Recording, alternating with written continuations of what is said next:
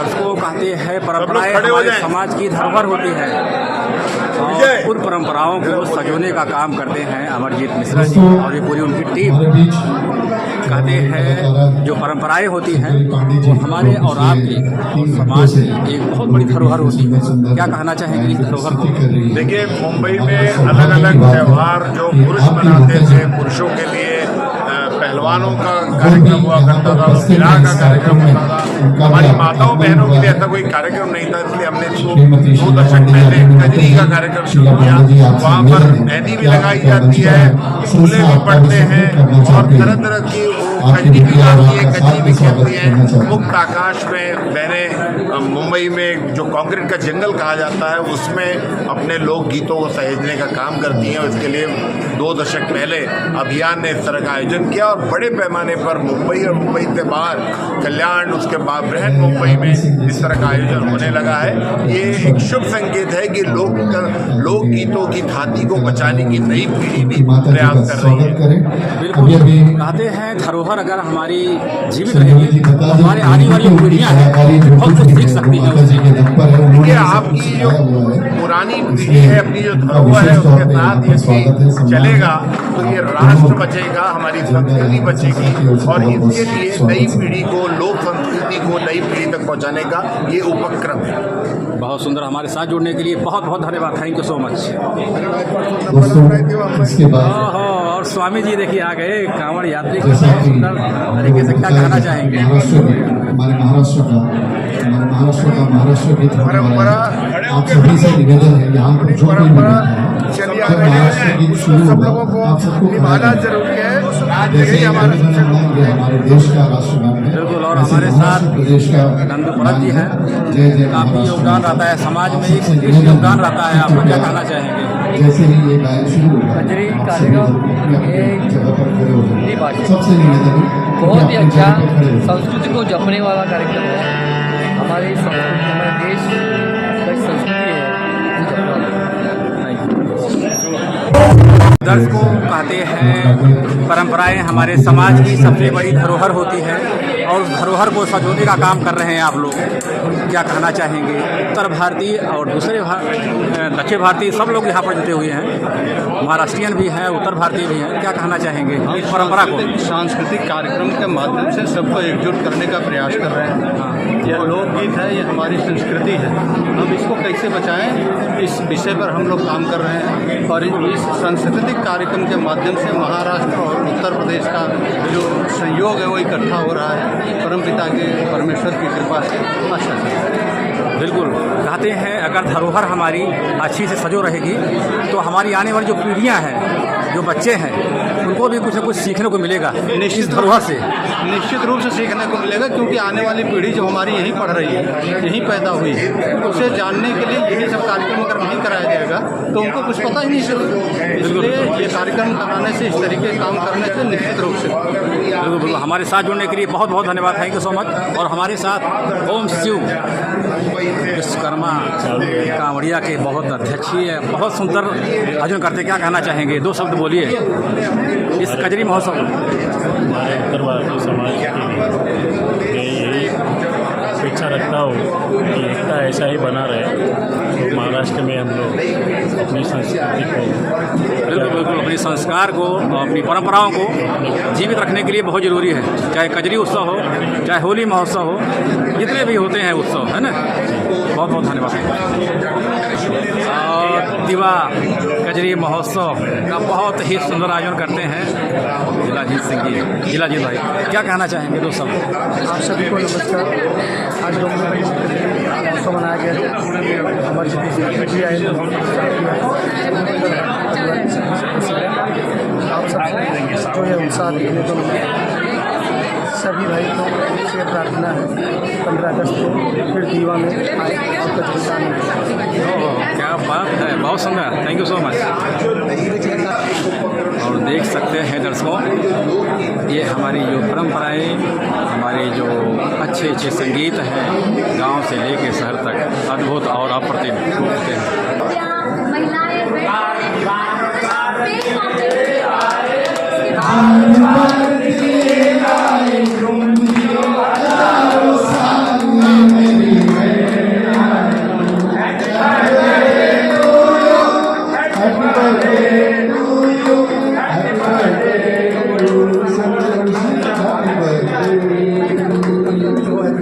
जय श्री राम, जय श्री राम। रही है कि महिलाएं, लड़कियां सब झूले पे बैठती हैं और पुरुष पेंग मारते हैं, यानी कि उन्हें झुलाते हैं। तो ये परंपरा धीरे धीरे खत्म हो रही थी, मैंने ऐसा महसूस किया। लेकिन नहीं, मुंबई आके मुझे पता चल रहा है कि परंपरा आज भी जिंदा है। भले गाँव में आज झूले न डल रहे हों, लेकिन मुंबई जैसे महानगर में आज भी झूले डल रहे हैं। महिलाएं मेहंदी लगा रही हैं, हरी चूड़ियाँ पहन रही हैं और कजरी महोत्सव हो रहे हैं और कजरी गायन का आनंद लिया जा रहा है। ऐसे कजरी महोत्सव में मुझे आमंत्रित करने के लिए सभी का मैं दिल से आभार व्यक्त करती हूँ। मैं आप सभी से बस एक ही गुजारिश करूंगी कि जहाँ भी रहिए अपनी बोली भाषा को जिंदा रखिए, अपने परंपरागत लोकगीत यानी कजरी विधा को जिंदा रखिए। आपने गीत के माध्यम से कहा कि भोजपुरी को जिंदा रखिए, इसका क्या कहना है जी? आपने गीत के माध्यम से भोजपुरी को अहमियत, भोजपुरी एक्चुअली भोजपुरी को लोग कुछ जो आजकल के नए गाने हैं जिसमें अश्लीलता बहुत है, बस वहीं तक समझते हैं, जबकि भोजपुरी बहुत मीठी बोली है, बहुत मीठी भाषा है। मैंने अभी गाया भी कि बॉम्बे, दिल्ली या कलकत्ता, चाहे रही हम मसूरी में, अब पढ़िया लिखिया कौनो भाषा, बतिया भोजपुरी में। बहुत सुंदर, बहुत सुंदर।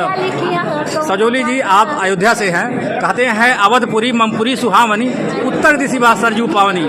एक ऐसे जगह से आप आती हैं, उस अवधपुरी, और जब अवधपुरी की बात आती है तो पूरा रामायण याद आ जाता है, और अवध की बोली भाषा, अवध का रंग, अवध की बिल्कुल कजरी। बिल्कुल।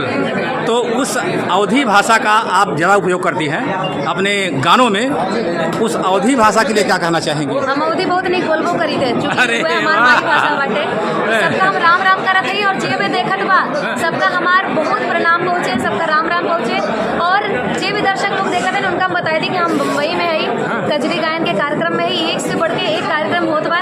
आज तीसरा दिन कार्यक्रम के बाटे जो उनकी डोंबिवली में बा, इतना सुंदर लागत बा और सबसे अच्छा ये लागत बा कि इतना बड़ा महानगर में फिर भी अवधी गीत सुनने वाला और भोजपुरी गीत सुनने वाले की संख्या बहुत ज़्यादा बा।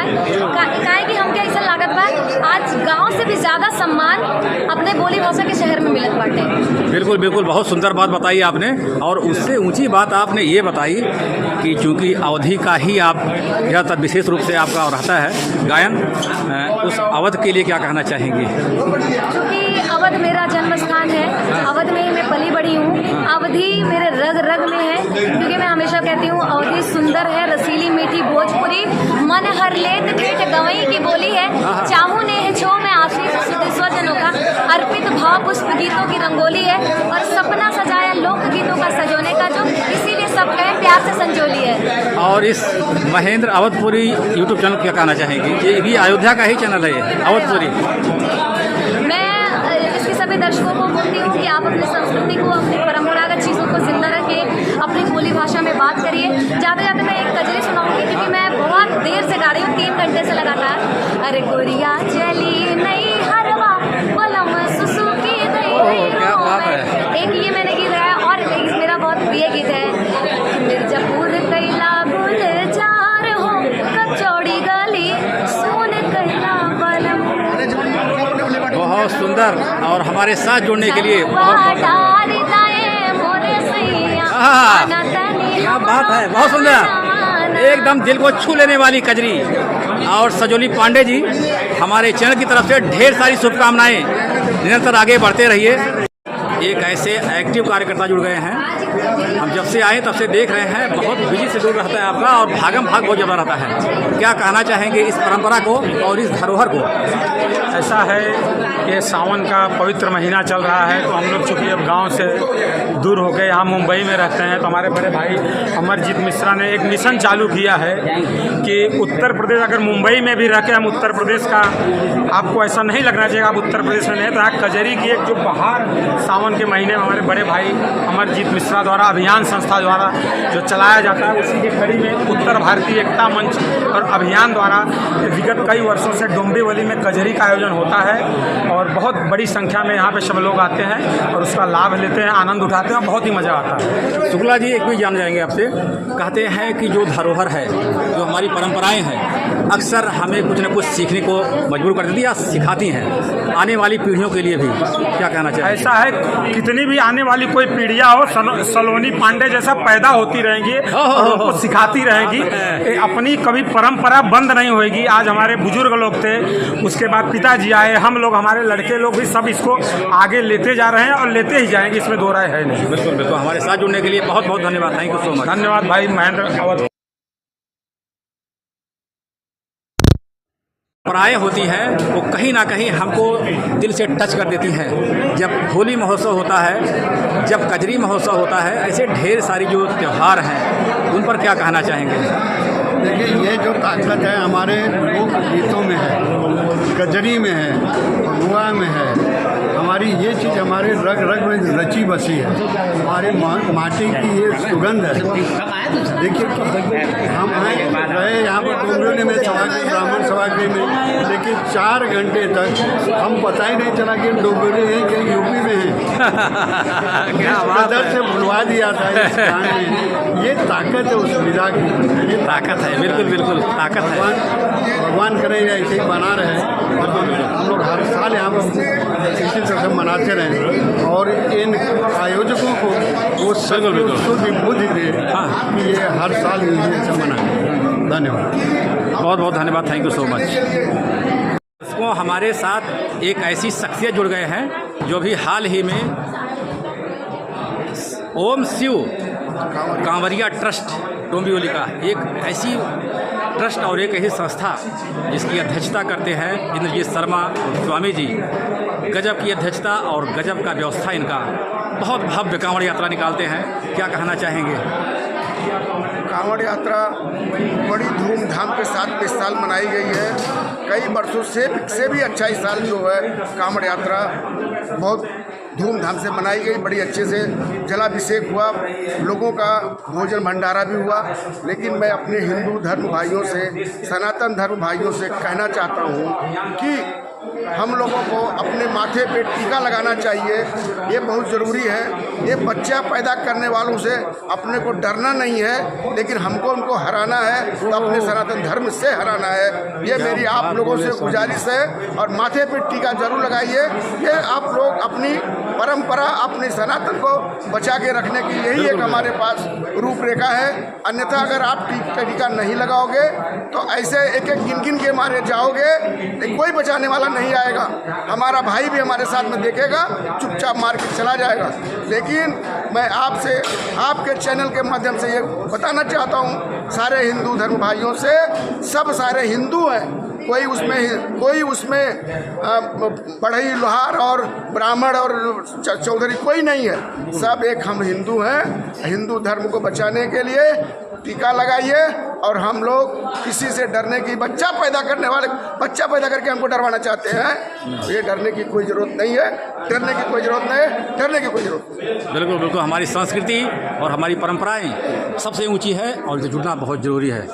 हमारे साथ जुड़ने के लिए बहुत बहुत धन्यवाद स्वामी जी।